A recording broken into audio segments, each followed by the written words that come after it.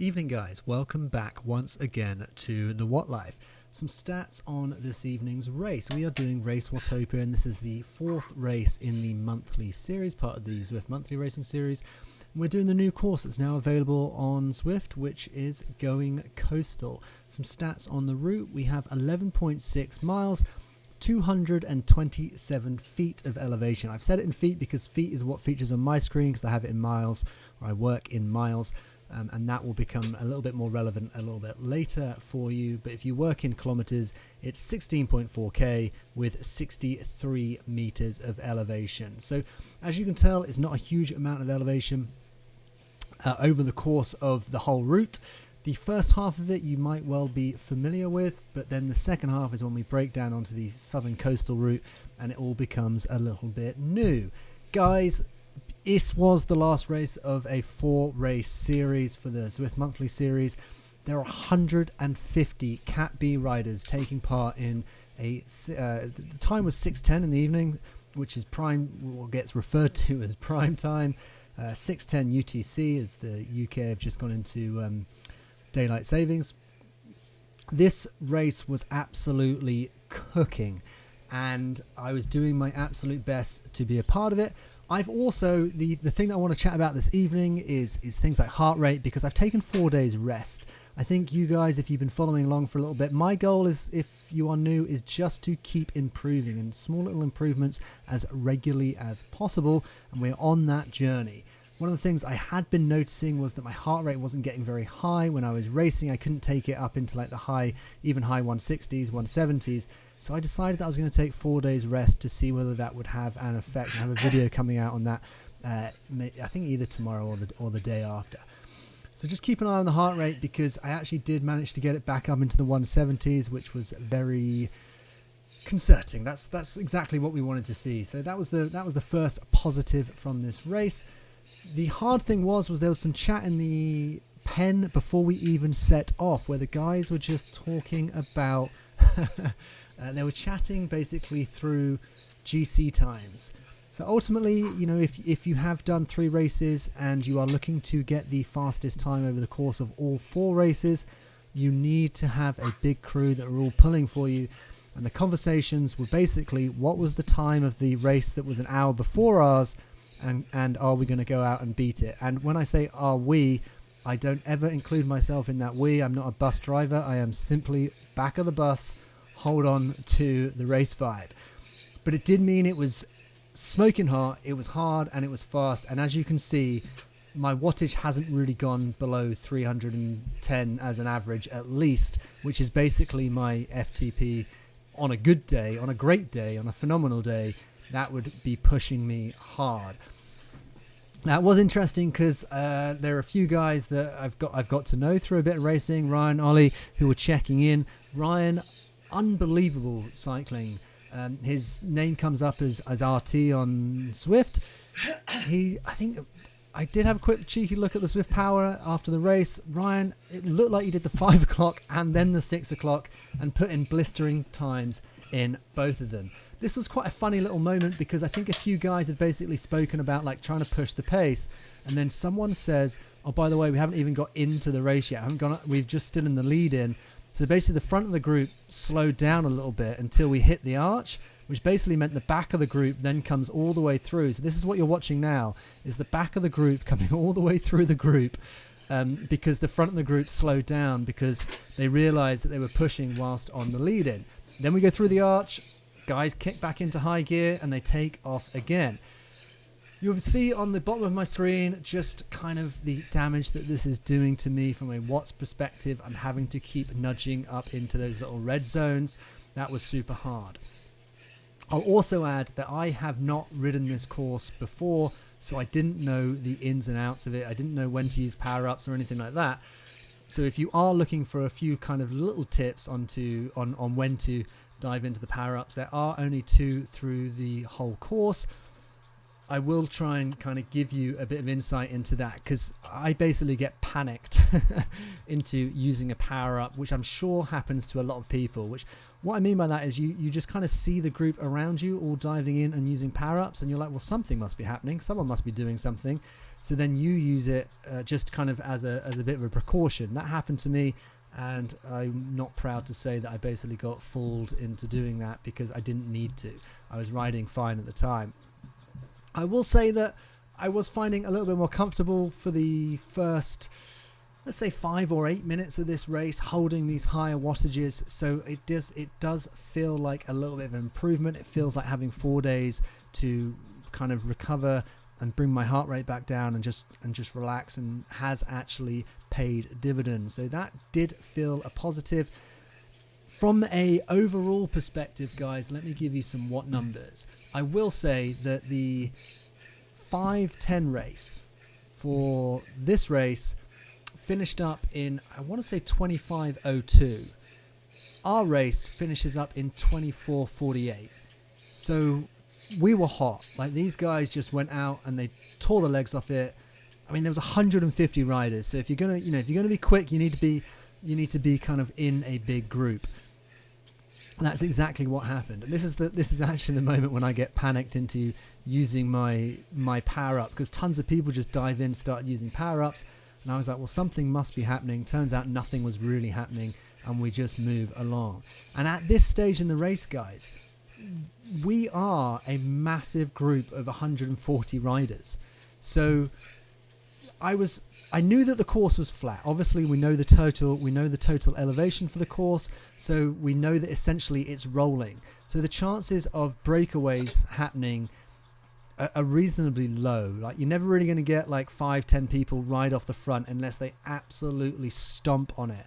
And that just wasn't really, didn't ever feel like it was going to happen. So the danger, basically, fundamentally, the thing that I was trying to avoid was overworking so that I then just fall off the back. The only way off this group is backwards. You are not going to get off the group off the front. Put it that way, which I think that's quite nice. That's a good way to put it. So as I said, our race was super hot. We finish up 24:48. Guy who crosses the line first, which is blistering, 14 odd seconds quicker than the race that was an hour before. My stats for you on the race. So finished this in 25:28, which is just under 3.8 watts per kg. I actually came in at 3.7 for the race, and normalized, or 287 watts, normalized to 286 somehow. I guess it's a nice flat route. And I was a little bit kind of like, if I can hold this, I think this is the course. I think this is probably the course that is kind of going to suit me a little bit better. It just happened to be that this race was just like, and you can see that there's always someone up front pushing. No one really ever gets to the point where they completely ride off the front. Always keeping half an eye on the mini map just to see if anyone's like really pushing off the front, or kind of how many people are actually dropping off the back, because that's actually quite interesting as well. Like, is the pace too fast for everyone? Because that's when you get a few people drop off the back. But because it's so flat, this side of the course, it's not hilly. The second side of this race is not a hilly race, but it's rolling. And rolling obviously just means those small little changes where you are nudging above your threshold and then having to kind of trying to pull back and nudge below your threshold. That does a huge amount of damage, well, certainly to me, aerobically. So even though I found, the first 12-14 minutes of this, I don't want to say comfortable, because I'm working hard. I'm in the 160s on the HR, which I thought was comforting. It was good to know that I was working, good to know that I was feeling good. My cadence was fairly solid, kind of 85, 95, trying to spin up a little bit to get some of the lactate out of my legs as I could. But it was feeling comfortable. But because it was such a big group, there were effectively, in inverted commas, places to hide. As in, if you just bury yourself into the group, then you should be able to hold a reasonable wattage, and you should basically get pulled and pushed along. Because obviously, I don't really 100% understand how the sticky giraffe works, but I know that if you basically park your bike in front of someone else, it's harder for them to get past. So I'm pretty sure you get like a little push, and anyone in the comments, let me know whether you think otherwise, whether that's actually a thing, because I'm fairly sure that if there are a few people behind you, you do actually get a little nudge from that as well with the dynamics. We've now entered the new part of Watopia. Fundamentally, this is all new to me, so I didn't really know what was going on. You will note that I have prematurely dumped my power up, so I've got no power up. If I was riding this again, I'd certainly save my power up till I got to this side of the course. And again, as mentioned, what do we have? We have a total of 57 feet that we've done already, and we have a total of 227 feet. So you can see that the bulk of the elevation actually happens this side of the race. So anyone who hasn't done it yet or is just looking for a few tips, just be aware that it becomes, and it's rollers. It's like the S's. They're rollers where it's like 3% inclines where guys just push it, and they are really good at just kind of nudging that pace to the uncomfortable point. And that's what I struggle to hold on to. But I will say up to this point, the average wattage has felt strong, and you'll notice, if you look down at the bottom of the screen where you can see effectively my watt zones, my power zones, it's been a pretty okay ride up until this point. But then you can kind of see that these little rollers, they just start nudging the power up a little bit as the guys at the front just start pushing.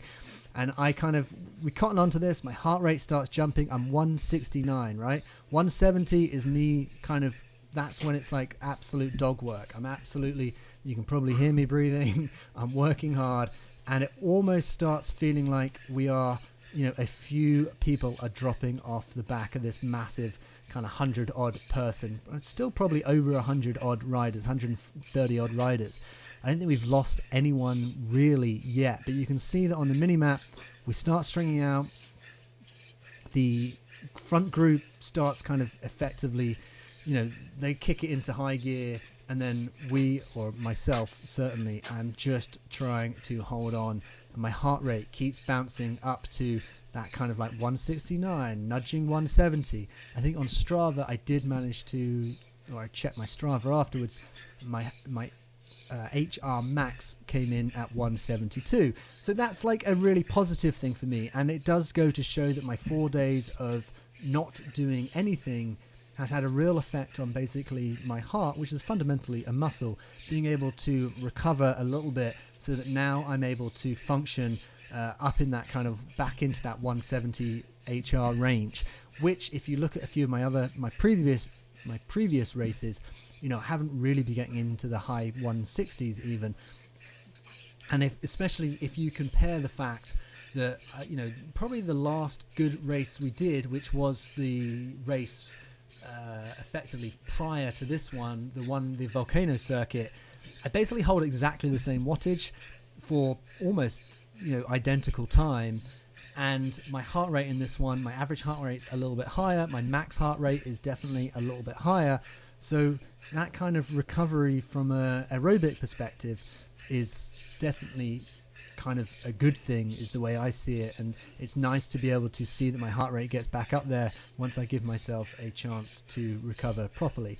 I spend a prolonged period of time at a higher heart rate, whereas previously I just, if I did hit HR maxes, it wasn't for a long period of time. So that's a little kind of heads up, and I'm doing a video on it, which is effectively, things that can be identified as overtraining, and things that are effectively the early warning signs of early training. I know this resonates with a ton of people, because you kind of convince yourself that a muscle is fundamentally just really damn good at doing its job, guys. So you might feel like you're performing well, and you're like, oh, well, I feel like I'm still performing well. You still feel like you might not necessarily have REDs, or, which is relative energy deficit. You don't actually feel like you're too tired. But then there are these little indicators like heart rate, like resting heart rate, HRV, that will kind of give you these little nudges as to maybe it should just take a couple of days off.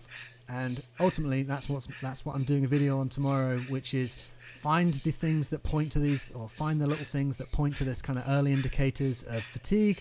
And then basically, if you take 4 or 5 days off, is it going to impact your performance?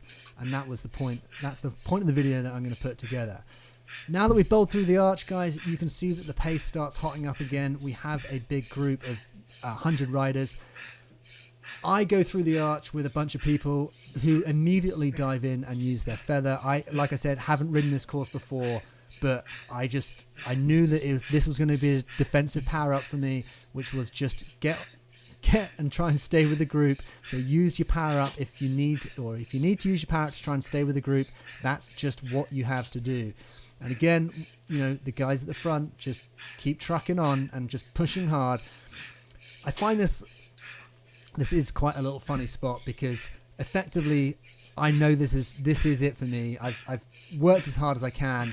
It's probably just a touch too fast and too hard, and Ollie is very nice enough to question and just ask whether I am still in the group. And I've spoken to Ollie before. He actually has voice voice command, or uses his little Siri or whatever to dictate messages.